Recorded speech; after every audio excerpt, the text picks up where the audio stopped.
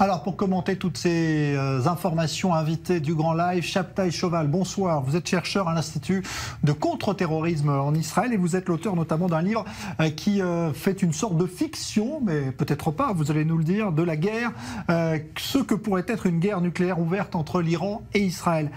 Quand vous entendez, Shabtai Shoval, qu'il y a peut-être des discussions indirectes, d'abord, est-ce que vous croyez que cela est plausible ? En fait, les négociations existent depuis déjà de nombreuses années. Il y a les lignes rouges, bien évidemment. Israël agit en fonction des lignes rouges, elles sont transmises. Si ces messages existent depuis déjà de nombreuses années, est-ce qu'il y a véritablement une application diplomatique réelle par la Jordanie? Ce n'est pas si important pour moi, parce que le fait qu'Israël est parvenu à se définir des lignes rouges très claires concernant la présence iranienne en Syrie, l'Iran a dit oui, ok, mais si vous allez au-delà de ces lignes rouges, eh bien nous riposterons. D'une manière agressive et d'une manière militaire. Mais s'il y a d'autres négociations, ce n'est pas vraiment la question. La vraie question, c'est est-ce que l'Iran est déterminé à rester en Syrie? Quelle est l'attitude des Russes? Et qu'est-ce qu'Israël fera si l'Iran continue à être présent en Syrie? Oui, c'est vrai que vous dites qu'il y a cette méthode agressive d'opération israélienne et les lignes rouges que dessine Israël, et ça semble porter ses fruits aujourd'hui, puisque la Russie a enfin entendu le message d'Israël et va limiter la présence iranienne aux frontières d'Israël. C'est une victoire du point de vue israélien. Je ne suis pas sûr que ce soit une victoire israélienne parce que l'intérêt de la Russie, c'est de maintenir un conflit permanent entre Israël et l'Iran. Il ne veut pas vraiment qu'Israël se retire complètement. Il ne veut pas être seul en Syrie. La Russie veut être une puissance mondiale et aujourd'hui, elle est la puissance mondiale au Moyen-Orient. Et les États-Unis tentent de revenir, mais la Russie est pour que l'Iran reste un petit peu, et que Israël également reste un petit peu présente.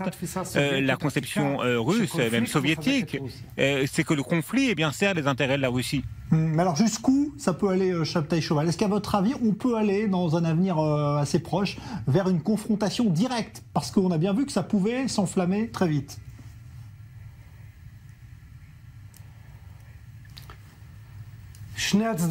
Les deux côtés sont rationnels, l'Iran et Israël.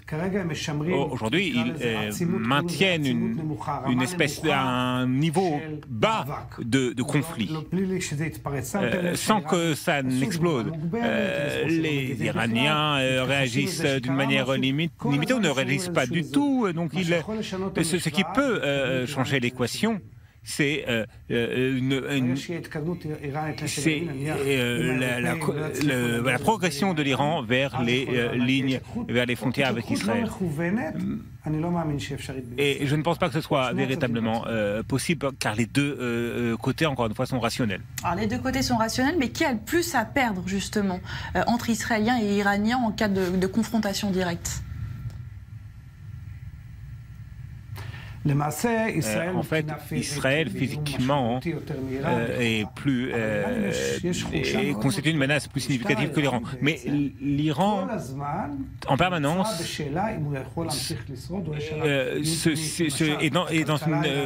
se confronte à la question de la survie de son propre régime. Il y avait une petite révolte il y a quelque temps, en 2008, une révolte plus grande. Si Israël décide qu'elle menace directement l'Iran, et si par exemple le Hezbollah prend pour cible des cibles en Israël avec de très nombreuses victimes, là à ce moment-là Israël pourrait prendre l'Iran pour cible et le régime iranien pourrait ne pas survivre.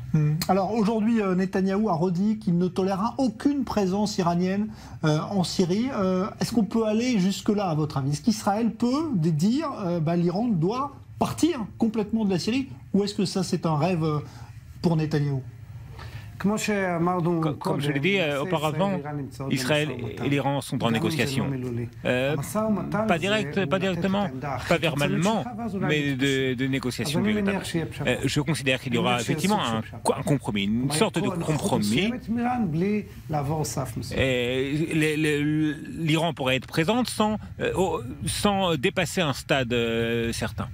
Merci beaucoup pour cet éclairage, Shabtai Shoval. Je rappelle que vous êtes chercheur à l'Institut de contre-terrorisme et que vous avez écrit un livre justement sur ce que pourrait être un conflit direct entre l'Iran et Israël. Merci d'avoir été ici et merci à Dror Even Sapir pour cette traduction.